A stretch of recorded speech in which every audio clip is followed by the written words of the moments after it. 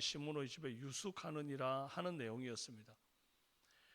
베드로가 여기까지의 사정을 조합해서 해석을 딱 해보니까 딱 깨달아지는 것이 하나 있었어요. 34절에 베드로가 입을 열어 말하되 내가 참으로 하나님은 사람의 외모를 보지 아니하시고 각 나라 중 하나님을 경외하며 의를 행하는 사람은 다 받으시는 줄 깨달았도다. 베드로는 처음에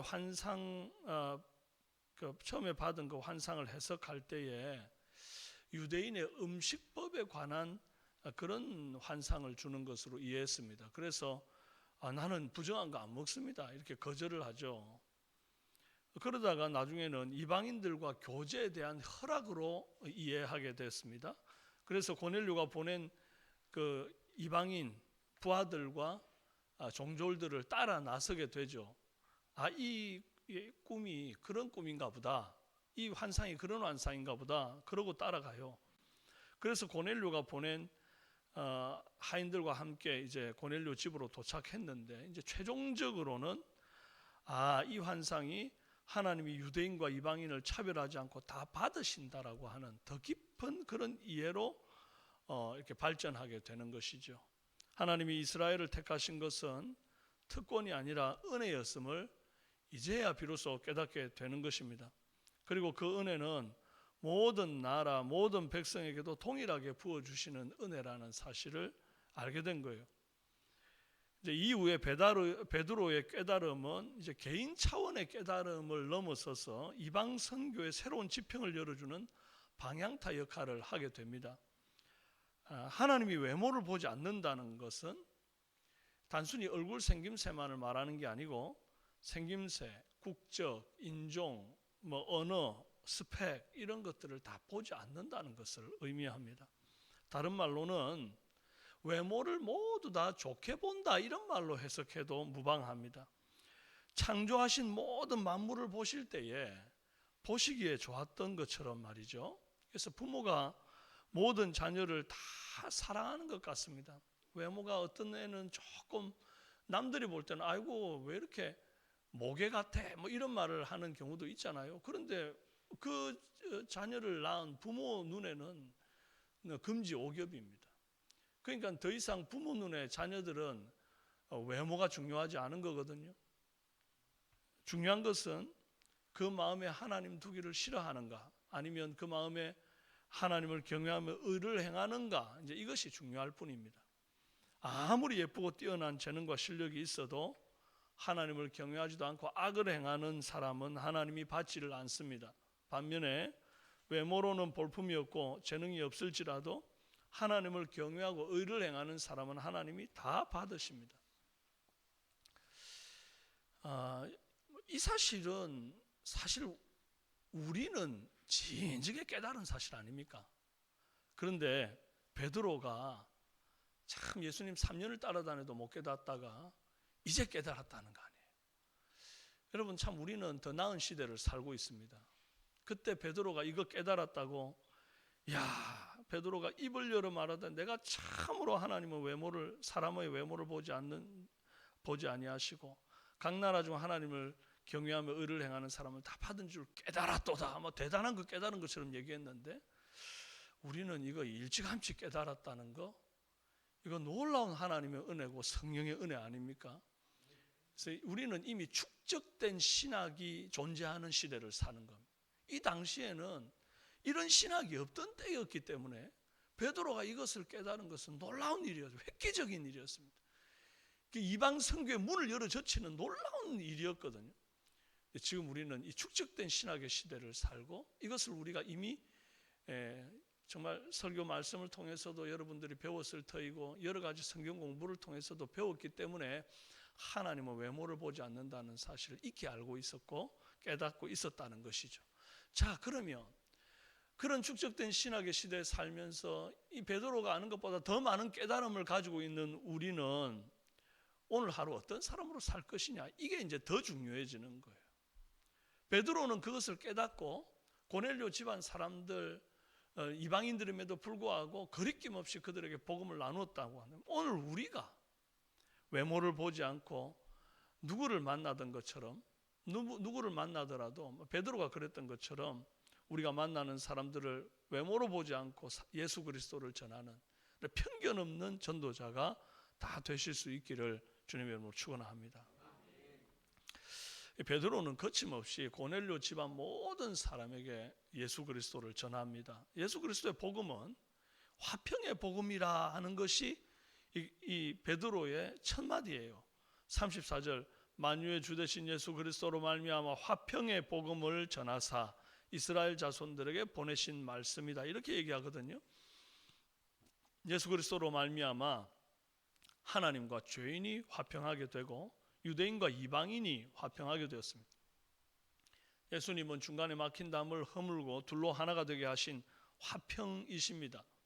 또한 예수님은 베드로가 계속해서 얘기를 할 때에 구약에서 예언되었고 세례 요한이 그 오실 길을 예비했던 바로 그 오리란 메시아였음을 말합니다. 또 예수님은 하나님이 주시는 성령과 능력으로 선한 일을 많이 하시고 마귀에게 눌린 그 모든 사람들을 고치신 분임을 전했습니다. 그리고 예루살렘에서 나무에 달려 죽으신 후에 사흘 만에 다시 부활하신 후에 제자들에게 나타나셔서 함께 음식도 먹었던, 부활이 절대 허구가 아니라 증인이 허다한 그런 분이라는 사실을 말합니다. 그리고 또 제자들에게 명하사 온 백성에게 전도하라 하셨고 예수의 이름으로 죄 사함을 받을 수 있다. 이제 이 사실을 가르칩니다. 베드로는 이제 자기가 예수님의 제자가 되어 가지고 직접 보았고 들었고 경험했던 이런 사실들을 아주 함축적으로 가감없이 전합니다. 내용을 보면 이게 뭐 대단히 신학적으로 학식이 있어 보이는 내용 아니잖아요. 과장할 필요 하나도 없잖아요. 그러나 복음은 그런 것 같습니다. 내가 아는 만큼, 내가 보고 들은 만큼 전하면 되는 것이죠. 이 복음의 내용을 듣고 예수를 믿고 안 믿고는 하나님이 하실 영역이에요. 베드로가 지금 고넬료 집안 사람들한테 뭐 6개월짜리 성장반 공부 가르치는 거 아닙니다. 1년짜리 제자훈련 공부 가르치는 거 아니거든요. 아주 심플한 복음 제시, 지금 이거 하나로 고넬료 집안 사람들이 구원을 받고 성령이 임하는 것입니다. 44절에 베드로가 이 말을 할 때에 성령이 말씀 듣는 모든 사람에게 내려오시니 그랬습니다. 베드로가 한 이 말이 뭡니까? 얼마 전에 미문 앞에 안전뱅이를 일으키고 베드로의 그림자만 덮여도 병자가 낫겠다 하여 사람들을 막 길거리에 데리고 나왔던 아주 근사한 자랑스러운 자기 간증인가요? 그런 막 위대한 자기 간증을 말할 때 하나님의 성령이 임했나요? 아닙니다. 스데반이 순교할 때 천사의 얼굴과 같이 변하던 그 남의 간증을 얘기할 때인가요? 그것도 아닙니다. 빌립 집사로 인해서 사마리아 선교가 뜨겁게 타올랐던 선교 현장 얘기를 해주니까 성령이 임했나요? 그것도 아닙니다. 36절에서 43절까지 딱 8절의 간략한 복음 메시지, 예수님이 누구신지, 예수님이 하신 일 무엇인지, 죽으심과 부활에 대한 메시지를 전할 때였어요. 이 말을 할 때에 성령이 말씀 듣는 모든 사람에게 내려오셨다. 할렐루야. 다른 말로는 성령이 안 임합니다. 죽었다 깨어나도 안 임합니다. 아무리 현란한 말솜씨라도 다른 말로는 안 됩니다. 그렇다는 것은 복음 전파가 어렵지 않다는 것을 의미합니다. 내가 말을 잘해야 하는 것도 아니고 대단한 간증의 경험이나 선교 현장을 체험했어야 하는 것도 아닙니다. 예수님을 통하여 하나님과 화평케 된다는 사실, 그 예수님이 내 죄를 위하여 십자가에 죽었다가 3일 만에 다시 살아나서 부활의 첫 열매가 되었다는 사실, 이 예수를 믿는 자마다 그 이름을 힘입어 죄 사함을 얻는다는 사실, 다른 어떤 이름으로도 구원받을 길은 없다는 이 사실을 전하면 됩니다. 오늘 우리가 때를 얻든지 못 얻든지 이 복음 잘 전하는 증인 되기를 바랍니다. 베드로가 이 말을 할 때에 성령께서 말씀 듣는 모든 사람에게 내려오셨어요. 이때 베드로와 함께 온 할례 받은 신자들이 이방인에게도 성령 부어주심으로 인하여 놀랬다 그랬어요. 이들은 베드로처럼 환상을 본 게 아니거든요. 막 보자기에 막 이것저것 다 집어넣어 가지고 하나님이 다 잡아 먹어라, 이런 어떤 환상의 경험들을 하고 이방인 종졸들이 와서 고넬료 만나러 가자 하고 막 이런 어떤 기적을 직접 체험한 사람이 아닙니다. 그러다 보니까 여전히 어떤 편견이 남아있고 이방인들에게 하나님께서 부어주실까 하는 이런 의혹이 남아있었단 말이죠. 항상 그들은 지옥의 불쏘시개다, 저 이방인들은 그렇게 생각하고 있었는데, 그들에게 거룩하신 성령이 임하는 걸 보니까 너무 충격적인 거예요. 물론 이방인들에게 성령이 부어졌다는 것을 알게 된 것은 어떤 이유 때문입니까? 성령이 임할 때 그 당시에 나타난 여러 표적들 중에 방언을 말하며 하나님 높이는 그런 성령의 은사들이 나타난 것을 보았기 때문이에요. 성령의 인격적인 임함이 성령의 은사를 동반하는 것이 그 당시에 어떤 그 패턴처럼 있었기 때문에 이제 그 유대인들이, 이방인들이 성령 받은 것을 알게 된 거죠. 그리고 즉시로 베드로가 고넬료 집안에 이제 물 세례를 베풀게 되죠. 자, 그러면 성령 세례가 이미 부어졌는데 굳이 물 세례를 베풀어야 하는가? 이런 질문이 안 생기겠습니까? 불 세례가 임했는데 물 세례가 웬 소용이냐? 세례 요한이 말하기로 나는 물로 세례를 주나 내 뒤에 오시는 이는 나보다 크시니 그는 불로 세례를 주리라 그랬거든요. 자, 그러면 물 세례는 불 세례보다 못한 것으로 이해될 수도 있고, 불 세례를 받으면 물 세례는 건너뛰어도 되는 것으로 해석하는 그런 마음이 들 수도 있지 않아요? 그런데 절대 그렇게 해석해서는 안 됩니다. 그건 뭘 몰라서 하는 해석이에요. 세례는 공적인 신앙 고백입니다. 이 내용도 중요하지만 의식도 중요해요. 그래서 청년 남녀가 서로 사랑하는 그 내용이 있잖아요. 그 사랑해서 같이 살면 되지. 결혼식은 왜 올립니까? 사랑이라는 내용이 있는데 결혼식이라는 이런 형식은 왜 취하죠? 결혼식을 올림으로써 두 사람이 평생 같이 살겠다는 선포를 하는 것입니다. 모든 사람 앞에. 그리고 서로 맹세를 하는 거죠. 서로 간 맹세하는 거예요.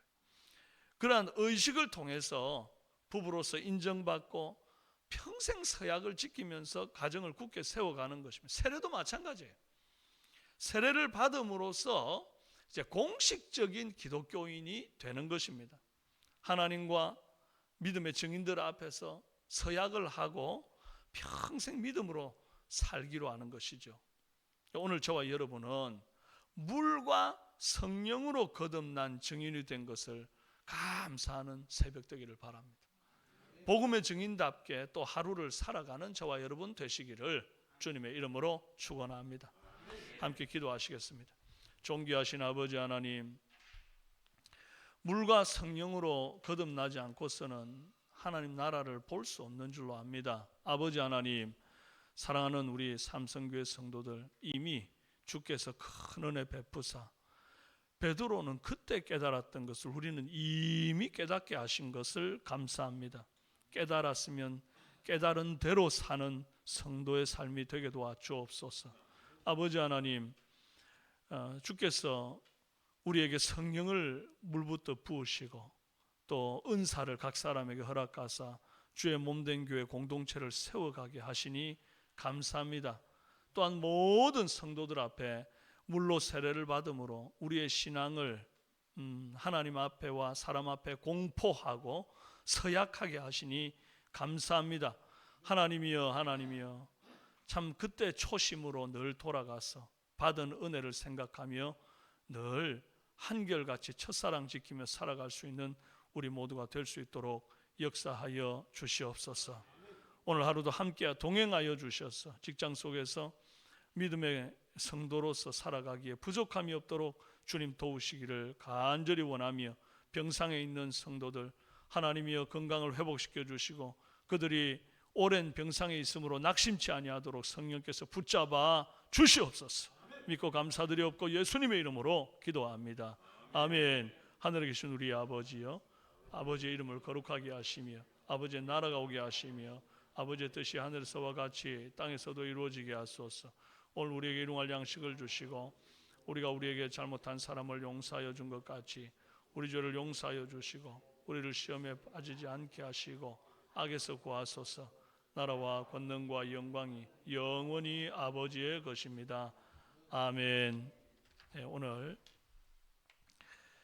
전 성도가 주일 성수하며 예배를 통해서 하나님의 임재를 경험하도록 기도해 주시기를 바라고, 또 예배를 인도하는 사역자와 찬양대 봉사자 즐거이 헌신하는 주일 되도록 새가족들이 등록하게 하시고 또 그들이 교회 안에 잘 정착되도록 기도해 주시고, 수험생과 취업준비생, 군복무와 타지에 있는 자녀들, 미취학 아동들과 영아들에게 건강과 지혜 주시도록, 결혼 정년기에 있는 우리 청년들 배우자를 허락해 주시고, 또 결혼 후에 자녀를 가지기 원하는 가정들 태문이 활짝 열리도록 출산을 위해서 기도해 주시기를 바랍니다. 그리고 오늘 금요 찬양 기도회를 하나님 앞에 드리는 날인데, 우리가 기도의 자리에서 하나님 앞에 부르짖어 기도할 때에 정말 하나님과 소통함이 있고 성령의 충만함이 있고 세상을 이기는 이김이 있도록 여러분 간절한 마음으로 주여 한번 부르짖고 기도하시다가 자유롭게 돌아가시겠습니다. 기도합니다. 주여, 살아계신 아버지 하나님,